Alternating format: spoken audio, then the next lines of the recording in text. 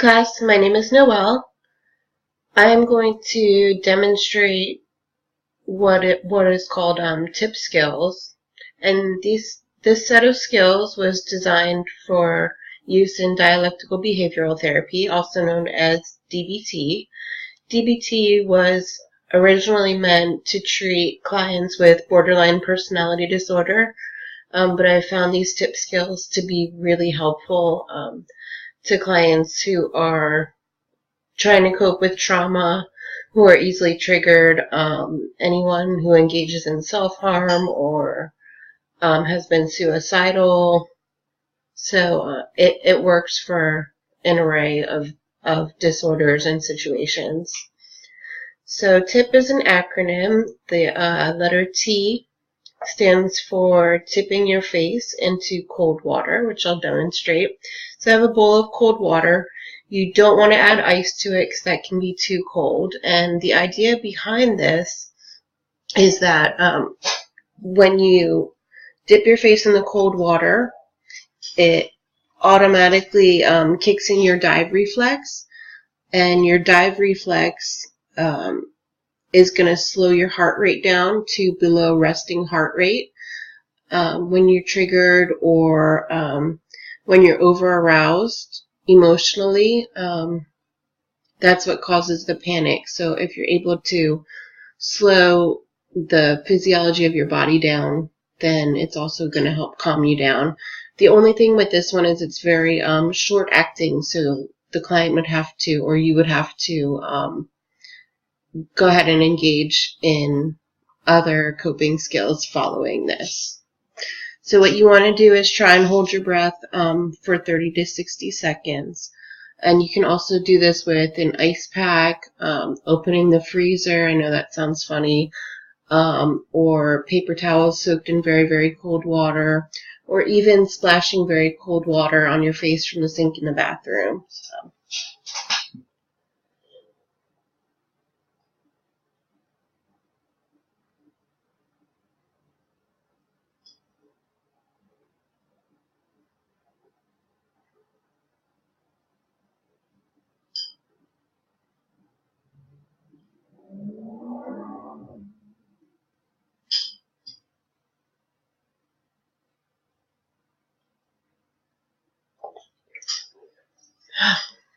Okay, so that was the tip, and then the I in TIP stands for intense physical exercise. I'm not going to demonstrate the intense physical exercise, but what is recommended is jogging vigorously in place, going for a run, jumping jacks. You can get on an exercise bike, so any type of exercise that's going to get your heart rate up and going for at least 20 minutes. So the key is to have that last for 20 minutes. And then the idea behind this one is that intense exercise can have a rapid effect on mood, which we all know exercising releases endorphins. So it's going to decrease someone's negative mood, and when your anxiety is heightened or when you're emotionally aroused, you tend to ruminate on certain thoughts. So it's going to decrease the rumination and increase the positive effect, or positive affect, I apologize. The first P in TIP stands for paced breathing. And the idea behind paced breathing, most people are aware that deep breathing is a strong coping skill when you're trying to calm down. So paced breathing is where you want to breathe in for a certain count and then breathe out for double whatever you breathed in. So for example, if you breathe in for 4 seconds, your exhale is going to be 8 seconds long. And the idea behind this is that your heart slows down when you're breathing out. So when you're trying to slow your breathing, it's going to reduce that emotional arousal again by activating the parasympathetic nervous system the same that it does with the dive reflex. So an example of paced breathing.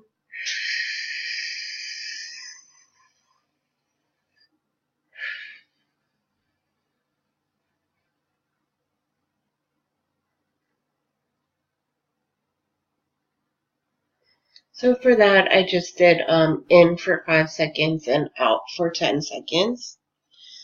And you want to do this maybe 5 or 6 times in a row.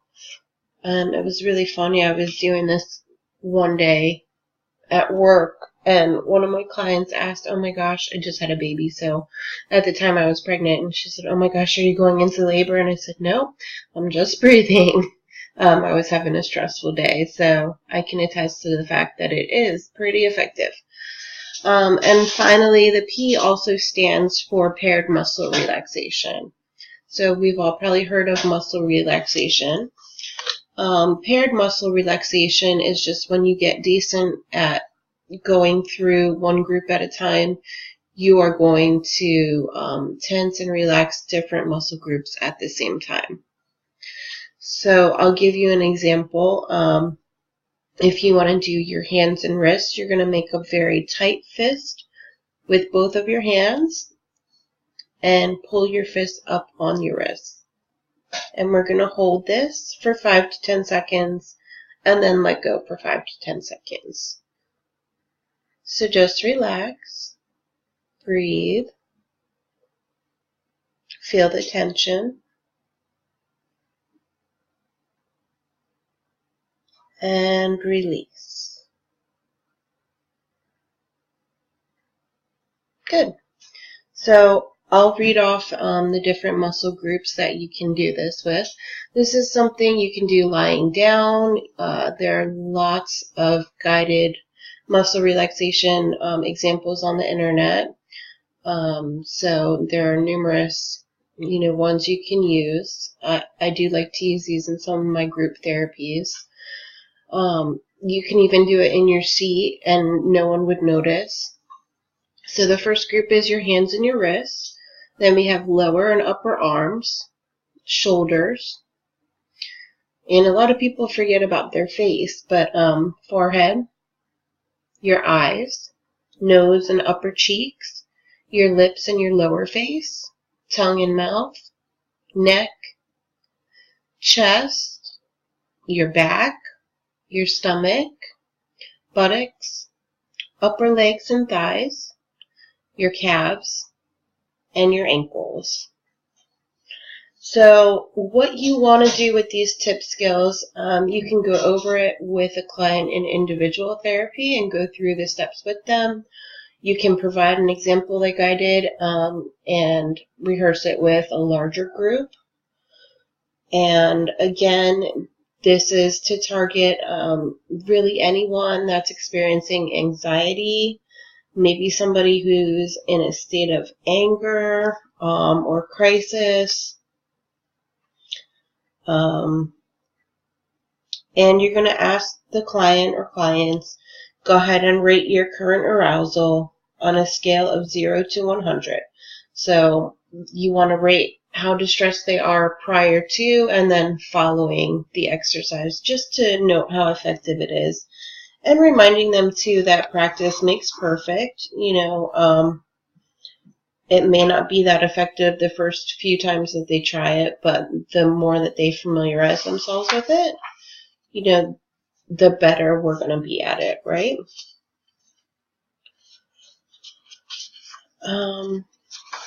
So I am also going to attach my paper in my post, so you can look that over, and it gives some more detailed instructions and also reviews what population that this might be effective with.